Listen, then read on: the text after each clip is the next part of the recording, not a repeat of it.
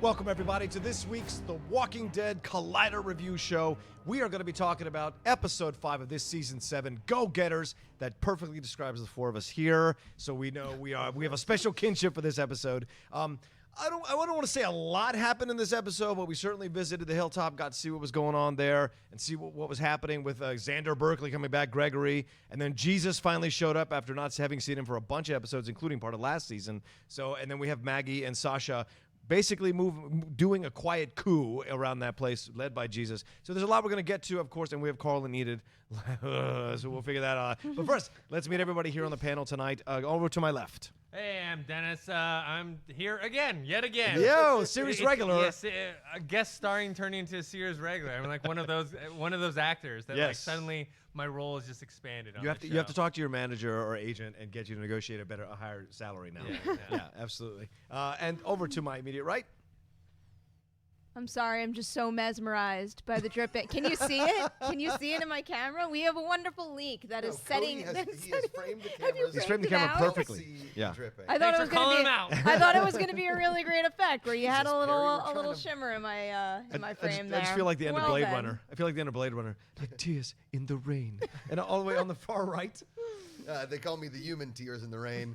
Hey guys, Josh, I'm back. I feel great to be back. I missed 2 weeks. You did. I'm sorry that I wasn't here. We've been talking about it on TV Talk, but super excited to be back with you guys. Yeah, for those of you who don't know, I'm John Rocha. So let's get going. Let's jump into this thing. This was not my favorite episode of the series. Probably the worst one of this episode of this season, rather. Wow. And so I'm not 100% excited to talk about it in terms of talking about the good things that I liked about this episode. So let me go around the table first, and then maybe I'll chime in if you guys don't cover it. So Dennis, you want to start us off? Yeah, I also wasn't a huge fan of this episode. We had that episode last week, which it wasn't a bad episode, but it felt elongated. It was like 90 minutes for something that we already kind of knew was happening. This one, on the other hand, I mean, that stuff with Carl and Enid, I just really, we had already talked about Dead Tree Hill. We already talked last week about getting Carl the axe. You're just going to give Carl a hard time no matter what. And then I was like, what. okay. And then I'm like, okay, maybe he learned his lesson. Nope. No, he's doubling down. He's like, I have a stupid idea, so I'm going to double down on this stupid idea. Right. He can't even hit a dartboard. He thinks he's going to take out Negan. I know. He has no depth perception because he has one eye. One eye. Can't drive a car. Yeah. He can't drive a car. I look at the end of the episode, and I look at Carl, and I look at Jesus, and I'm like, oh, those are two dead guys. Yeah. They're hopping in the back of the truck, and they're heading to their death. Well, Dennis, I know you're a guest star on the show, but you know we talk about things that we like first before we start going in, because I could have chimed in on things we don't like. Well, that bothered me the most. What did I like? Is there anything you liked about the episode? I like Maggie and Sasha's positioning at the hilltop. I like, we'll go into some of the negative parts of that, but I like that they are maneuvering to start to take over leadership along with Jesus, and they had already teased Maggie doing that last season. Right. So this is kind of something they've actually built towards, and it feels earned, Right. Okay. Perri, what did you like about it? I'm kind of in the same boat as you guys, so I will likely have more negatives than positives this time around. But I like anything. Sorry, Josh. I like anything with Sasha and Maggie. Mm-hmm. I do appreciate what this episode sets up for the season moving forward, because I think we need it, and it's been building up for being, the kingdom, the hilltop, Alexandria versus Negan. Right. So that is what was most satisfying to me about this episode. I also really enjoy the guy playing Simon. Yes. I like his attitude. Captain Lance. It is in line with Negan, yet it still feels a little different. So I enjoy the fact that he's fun to watch. He's also kind of frightening. I really dug the Walker battle. I mean, I can watch Jesus jump up and kick anything all day long. He's double dragon. He's doing some sick arcade jump kicks. And he's like the walk up the wall. He's doing parkour. He's like a parkour fighter. For sure. I also like what this episode says about Maggie, just in terms of where she's at right now. Yeah. I mean, she's pregnant. She's got to watch out for the baby. At the same time, she feels this immense responsibility to take care of her people. Yeah. And even it seems like the hilltop, because she was only there for however long, and she's already kind of leading the charge when all the walkers bust in. So I'm kind of curious to see when we're going to get that point where someone says to her, you're carrying Glenn's child. chill out, or if that's kind of not going to be her priority, and Yeah. it's going to be like, I have to step up and lead these people right now. At this point, the child doesn't matter It seems like it doesn't matter to her, at least. It doesn't. It isn't even showing. You know, because Well, I don't know how pregnant she is because she looks like she just finished a Weight Watchers out. Like she has no weight on her, like not, at all. none at all. Yeah. She should be the star of the month. Well, she was also sick. Yeah, but you still retain the baby. well, yeah. I mean, I don't know how far along she is. that's what we're trying to figure out. We don't know how far along she is. There was something about me. I mean, obviously Glenn just dies, so the baby is totally second fiddle. But also too, Maggie's a warrior, you know, and she's used to fighting. She's been fighting since day one. And when everything is going down, you're not just going to be like, hey, lay around in bed. No, Maggie takes charge, You're right. and that's what I know you guys didn't like this episode, but I love this episode. Wow. I like. Obviously, Simon or Captain Lance, as we're calling, he's like the Billy Baldwin to Negan's Alec Baldwin, right? We know that he's the most talented of the brothers, and then you got the Billy Baldwin, right? But he kind of looks at him. He's got the smile. He's like trying to be a little as charismatic as, but he's bald and he's got a mustache, so he's like he's not the Negan, right? But he does have the same. He does carry a little bit of weight. He's still intimidating. He's still a bit of a madman. Personally, I thought when he was talking to Gregory and he's saying all that stuff and he like grabbed him by here, he was just gonna go whack and put a knife in his head. Like I thought he was gonna die, but Dennis pointed out in the television lore, in the you know the formula, the most annoying, weakest guy doesn't get killed right away because we want him to die. Right. But overall, I thought this was a great episode. One, because I've missed Jesus. He's one of my favorite characters that's been introduced in the last season and a half. Okay. I love the hilltop stuff. I think Maggie and Sasha finally breaking away from Rick. Yeah. You know, we finally see a little bit of the mourning process, but also the fact that, because that end scene with Sasha sharpening the knife with a cigar in her mouth, totally an homage to Abraham, was awesome. And I think that both of those leading the charge with Jesus as she rolled the tractor over top of that car, they killed the walkers like we were saying during the live stream. I actually really enjoy seeing some stuff with the walkers as being the enemy and not just Negan and not just actual saviors. Okay, I'll agree. Stephen Ogg is the actor who plays Simon. He was fantastic. I thought he did a really great job kind of encapsulating Negan's fear or energy, but doing it his own way as an actor. And he's an acclaimed Canadian actor. He's well known for voiceover and motion capture work. So the guy's a professional. Man knows what he's doing. He's not a day player or a local hire who's only done a couple of shows. The guy really brought it, and I thought it was effective. I thought it was the best part of the episode. Every scene with Simon was the best part of the episode. You felt the chill. You felt that more than Dwight. I think you feel that this guy is a disciple of Negan, absolutely, whereas Dwight definitely has other ideas to get out, obviously, because what happened to him. Yeah, You know? exactly. Dwight got his wife stolen by Negan. Right, Like, and what? an iron to the face. Yes. And a hot I iron to hope the we face. learned Simon's backstory, though. It Yeah. would be nice to see as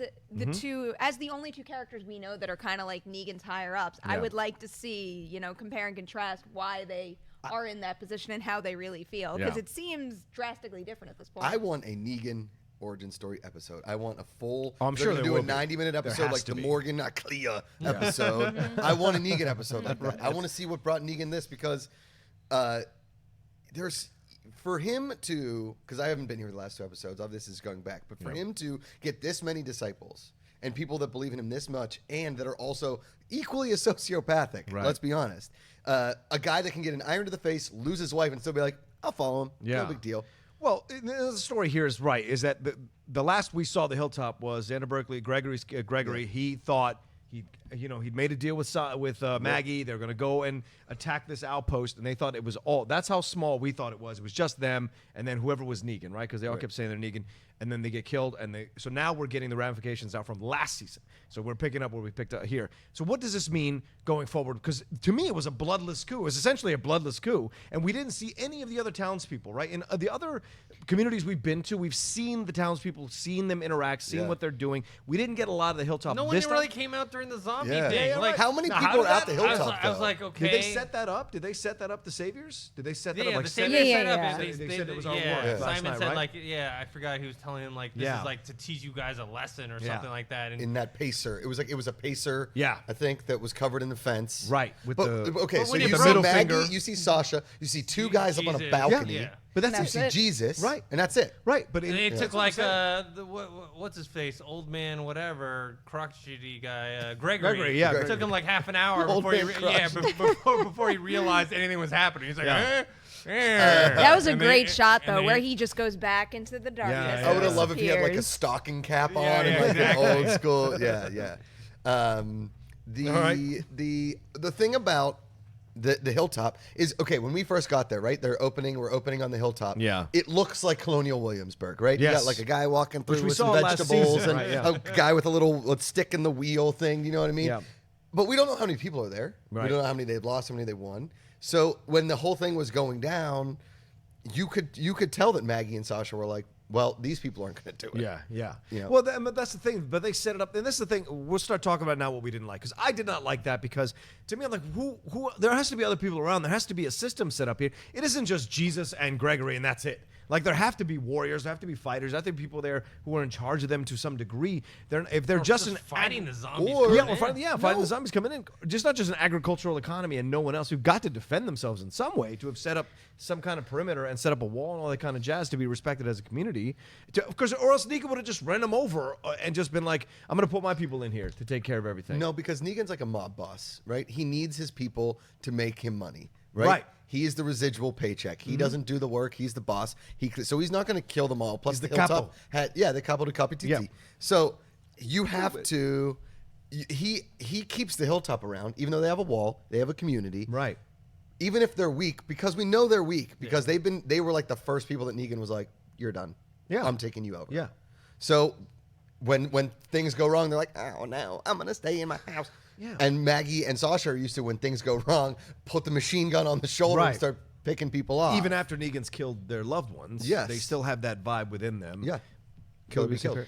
I think all of this would have been a little more effective if we had a better overview of the status of the community thus far. Yeah. Because if I had known this is what the episode was going to be, I probably would have gone back to season 6 and rewatched what specifically happened to that group of people Right. in order to lead up. Because all I kept thinking this entire episode was, I don't remember Gregory acting like that. Yeah. Because And it really bothered me. It bothered me that he behaved like It was over like the a top drunk for me. idiot. Yeah, A little bit. he was a Little little bit. mealy mouthed. He didn't know what he was. He didn't know. It was like everything was overt and the eyes. It's stuff also he was such- doing, all the these looks. looks. Yeah. It's such a stark contrast to every other episode we got, Yeah. where you have, and it's okay for each place to be different. We don't want course. every single place to be the same and have the same kind of leadership, but you got such a clear view of, Ezekiel and how the whole thing operated. We got a really clear view of how Rick has changed and how Alexandria is operating, and really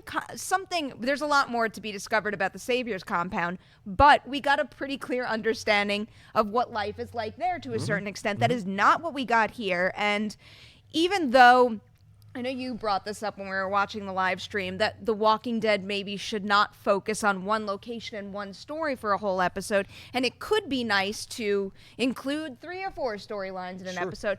I don't really have anything against that. I think it's possible to make a really exciting, energetic show that way. However, I think in the case of this episode, I much rather have spent the entire episode in the Hilltop. Every single time we cut to Carl and Enid, like the momentum just dropped, and it's not like I really didn't hate everything that was happening between the two of them. I've kind of They're semi. not likable. They're plain not Well- likable. Well, Enid is not unlikable. I think Enid is doing amazing work for the character that she's been given. That actress does nice work. Carl, I'm sorry, no offense to that young guy.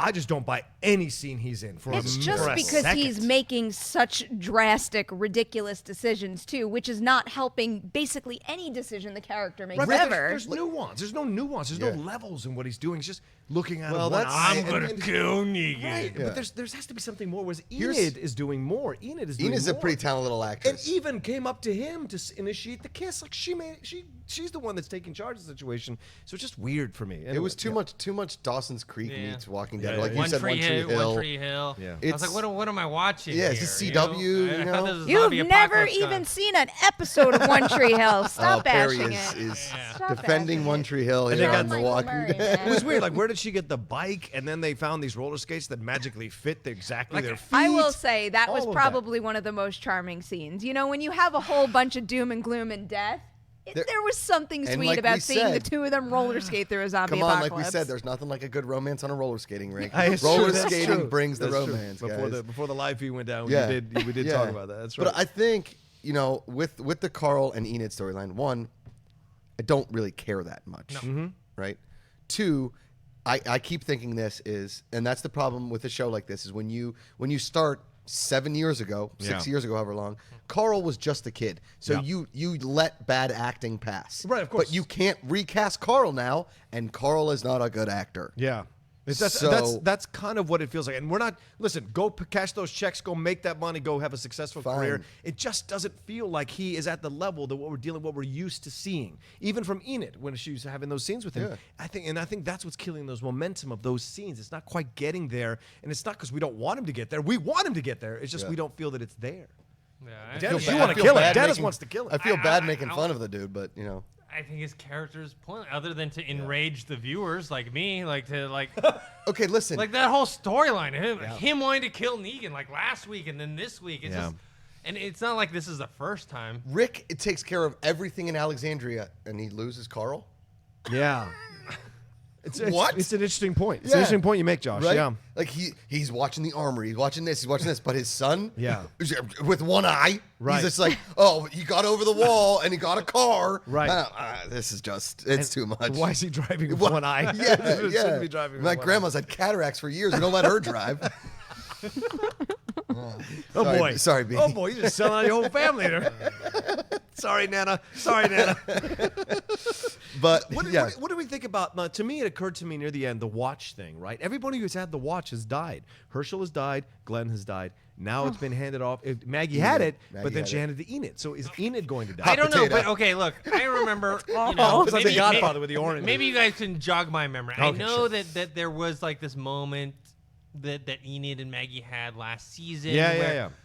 But I didn't know it developed into such a strong relationship where Enid is traveling all the way from Alexandria to make sure that Maggie's okay, and then her giving this watch over. You know, this was her father's watch, her love of her life's watch, and now she's giving it to Enid, who, if I remember correctly, they just had like a couple moments here and there last season. That's my biggest problem with this episode, is there's so many things that I think required a little more of a refresher to actually matter. It's like, I do vaguely remember all of these things happening, not to the extent that they would pave the way to what we saw this episode. Right. And I understand you can't keep repeating things for people who might not remember, but there's got to be some sort of better narrative structure to actually lead to what we got this episode to make it matter, because these big plot points that we're discussing right now, they didn't matter to me because I don't think, and you know, I could be wrong. It's like you just said, needing a refresher. Perhaps I'm not remembering it correctly, but based on what I remember from watching it previous seasons to what I got now without rewatching every single episode,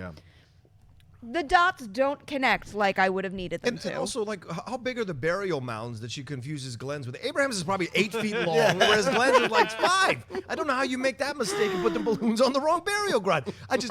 These are leaps in logic that happen all through this episode that bothered me like crazy. And not because I hate the show or don't. It's because the previous 4 episodes were so good. I mean, I've been loving this season, so this is like freaking surprising to me that this episode didn't quite step up to the plate. And I don't know if it's writing, the directing, the whole thing all around. It's just something about it. Or if the Hilltop's just a forgotten, boring community, man. And at the end, when Maggie tells Enid that back in her high school days, she ran over a Camaro with a tractor. Don't do that, people. That is felony vandalism. Do not do that. Well, depends on what state you're in and what's happening in the farm. Yeah, I don't know where you guys grew up. Virginia. It ain't no joke there. Yeah, no. What about Jesus? Now you talked about how you were happy to see Jesus again, right, Love Josh? Tell me what you felt about him coming in. Like, what did you feel about what he was doing? Because Besides he essentially helped this coup happen. Besides the writing, where you're not sure if they're saying Jesus or like Jesus.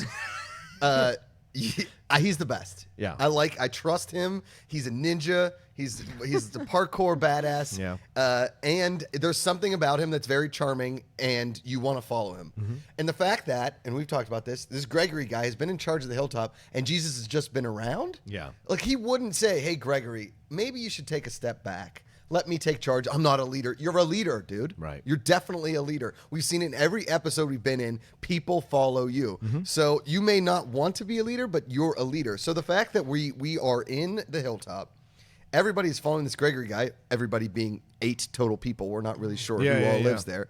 And we finally got to this point now where the saviors come in, and Gregory just gives it all up. Yeah. And he was more upset giving up the scotch because he's a raging alcoholic than he would be to give up Sasha and Maggie. Well, that may speak to why he was acting so differently, Perry, because when we saw him last season, he was in that bed. He was a guy of power, and he was negotiating power with Maggie. And he held his stance very firmly with Maggie back and forth. And yes, he did have the weird sexual overtones with her, just like he kind of went back to in this episode when he was talking about having Sasha talking to Sasha one-on-one. So the question is, do we think it was because he was an alcoholic? He was like kind of having withdrawal, which is why he was being all fidgety. Maybe those are the reasons he was kind of not as believable. Because Xander Berkeley is a good actor. Xander Berkeley does great work. Episode 24, he's been on a number of shows. He's been really, really good. So it was just weird what they were playing with this episode. Yeah, I'm not a fan of.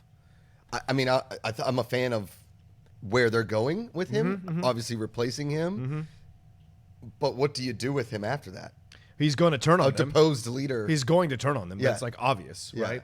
Don't you think? I would imagine. I really don't understand what else can happen, and especially given the fact that he was gonna turn him in. Yeah. I mean, that pretty much just like set his path in stone to me. But going back to Jesus, I love Jesus. I can watch him on. He is so freaking pretty. Okay. When He's a pretty man. When he He's Jared leans Leto up pretty. and his hair is all straight and those blue eyes. Oh my god, I think he's so adorable. But Jesus, that was like the girliest Jesus thing is I've just done in a while. all right with me. Yeah. But the only thing that bugged me is the fact that the season so far has set up Negan and the Saviors as such an impossible enemy. He just hopped in their truck and is going to go there. And how do they not close with that back tailgate? Carl. Yeah, with Carl.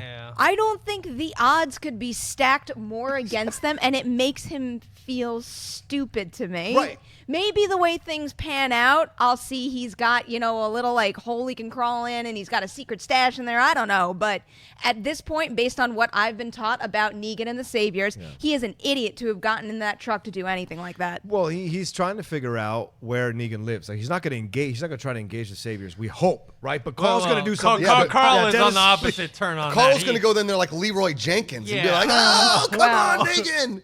Well, and but even if even they being in the back of the truck, though, seems stupid to Yes. me. I mean, do they not hear? Like, if the two of them are sitting in the back of the truck, chit-chatting, because I imagine Jesus will have to go to Carl, you're a crazy kid, go home to your dad. Right. Any idiot in the front seats, I don't know. There's just, this is another There's a thing where hole. there's But so also, many Negan's- holes. I don't get it. Where he lives is not going to be on the outskirts of their compound. Right, It's exactly. like dead in the center with like all these guards. How are they going to get there? Like, I just don't see the logic in that. Like, That's what I'm saying. This whole episode was leaps of logic that we're like, no, wait, why are you asking us to do this? That's why as it should have viewers? just been on.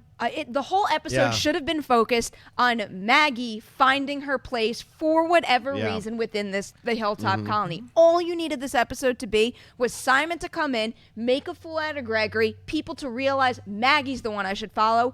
Done. And if you had just kept the focus on that, we would have been able to build up those characters and those stories and put real meaning to that. Yeah. But the way it was too scattered, and it kind of diluted the most important part of the episode. You wanted that William Wallace moment when they realized that William Wallace is the leader of this. Yeah. You wanted that Maggie moment where everybody in the Hilltop was like, Maggie. a little Maggie. bit. A little bit. if they can find the rest of the people that live in the hilltop, because All 10 apparently of they them. cannot be They're all found gone. anywhere. Dennis, what did you think about the Saviors coming in, led by Simon? Like we've already talked about how much we enjoyed Simon. Did you like that this was a way of giving Jeffrey Dean Morgan essentially the day off? Like, what did you feel about? Did you feel the menace still there? No, I did feel that there's still the intimidation factor because everyone knows who's behind him. Right. They know that Negan's behind him. Is he going to be walking in there, hanging out like he's the badass if he didn't have Negan behind him? No, he wouldn't. But we know that. And also, look, if we're looking at Alexandria, we're looking at the Hilltop, we're looking at what's the place called? Kingdom? Yeah, the Kingdom. Kingdom. There's got to be many more. Negan must. So like he has to have people like Simon and Dwight going around and doing these kind of pickups. Yeah. Negan's not going to do these pickups. No. He's only showing up like when he wants to show his face and that Yeah. people know that he means business. They're the Silvio and I the was just Paulie gonna say, Walnuts. they're the Paulie and the This Silvio. is- 100%. Yeah, they got to get that money. Can't in be the all envelope. Avon Barksdale and Stringer Yeah, Bell. yeah. Come on, I'm going with Dennis. You got to right get the there. money in the envelope. Yeah. You got to turn it in.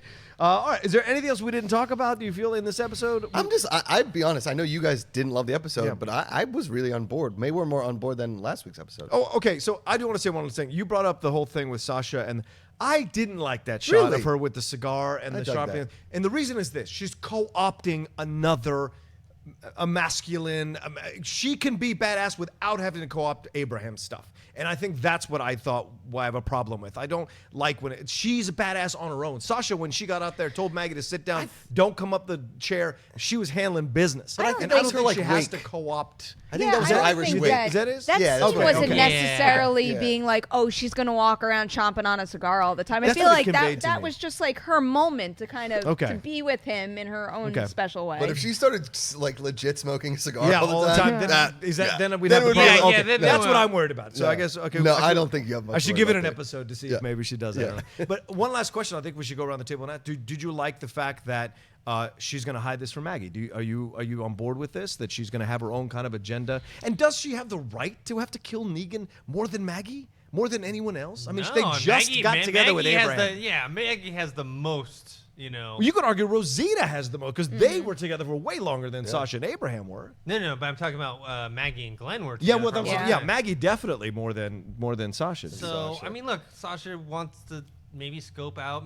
Look, if Jesus maybe just going on a reconnaissance mission, which I think is kind of pointless. Yes. But whatever, she wants to get information. It's they still need to formulate some sort of plan, and we all know, or we're all predicting that the Alexandria, the Hilltop Kingdom, are all going to join forces together. Right. We just need to see a little bit more of that. I want to see more of the kingdom, really. I mean, the Hilltop yeah, was a little definitely. disappointed. We had Yeah. to check in with them because we hadn't seen them in so long. Right. So it was kind of like a necessary thing for setup purposes. I just wish that they would have handled it a lot better. Yeah, I kind of feel like this episode conveys how they felt about the Hilltop. Yeah. It's kind of a forgotten community. We don't really need it that much. The extra 10 people that have come along in the battle at the end are going to be necessary, but not really that necessary. Yeah. So, what did you think about this, Sasha? Yeah, going back to that question, that seems to be a recurring thing this season where everybody kind of has their own separate agenda Yeah. in mind versus whatever their leader is telling them to do. And I kind of wonder if that's how they stretch the Negan storyline to another season, where this season we're going to have to watch them almost like tear each other, their family Correct. apart Yeah.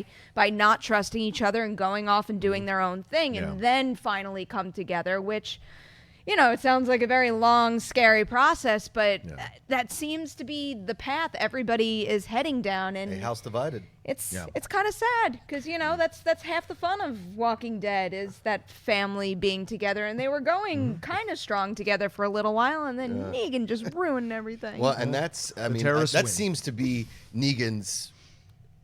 I mean, we don't. I mean, he hasn't come out and obviously said or anything like that. But it seems like his biggest talent, besides intimidation and one-liners, is pulling people apart. Right. So if everybody is united against Negan to Yeah. fight him, he knows he's lose. But if he can split them up and people start doing their own agenda, that's how he's winning.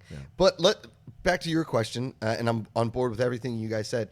We kind of forget too is that Sasha hasn't exactly been like the most mentally stable Yes. the whole show. True. I mean, when she was just going out and picking off walkers all Yeah. the time or obsessed with killing, obviously Sasha's had her dark times. Right. So the fact that she's going after Negan doesn't surprise me Mm-hmm. at all. She's always been kind of a loose cannon.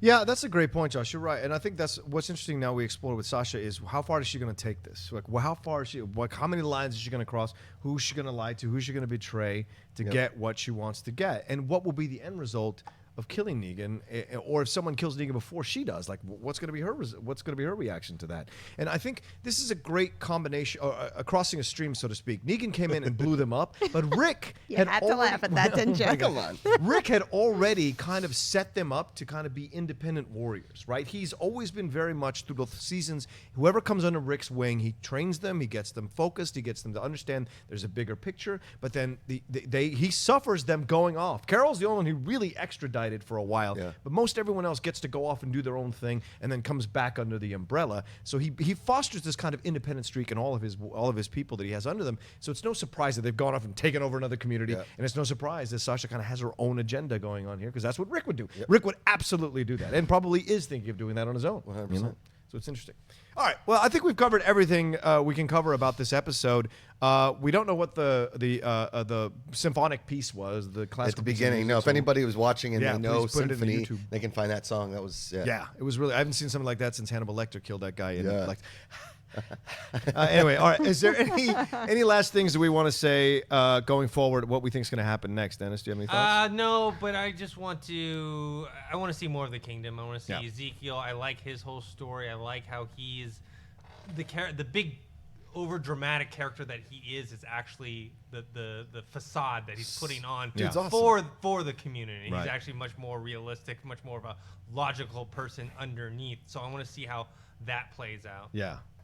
Perri? I'm hoping for two completely different things at this point. After an episode that didn't focus on one specific thing and I think suffered because of it, I'm looking forward to an episode where we just, because there was a lot of Tara in that preview, so maybe just an episode that focuses on whatever she's up to. I don't know. That's just a random guess. I don't really care which character it is. But then I also want an episode that kind of pulls back and shows us all of these areas, maybe even geographically gives us a better sense of where they all are, what's their status, and how they're all connected. Because, it's good to focus individually like this, but I think at this point, we've spent a little time in each place. Now the time is come to pull back and show us the big picture. Like, would they all go to high school together, or are they separated and they would be competing high schools? That's what I think you're getting at, right there.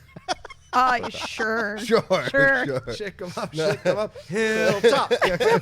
What's your thought? Go for it, Josh. I mean, I think basically what we got out of Gregory was like Tommen, right? In Game of Thrones. Yes, very He's good. King Tommen. Yeah. He's just a weak dude that it was somehow given the keys to the kingdom because his crazy older brother died, or that nobody else wanted to take the reins, so Tommen was like, "Here I come."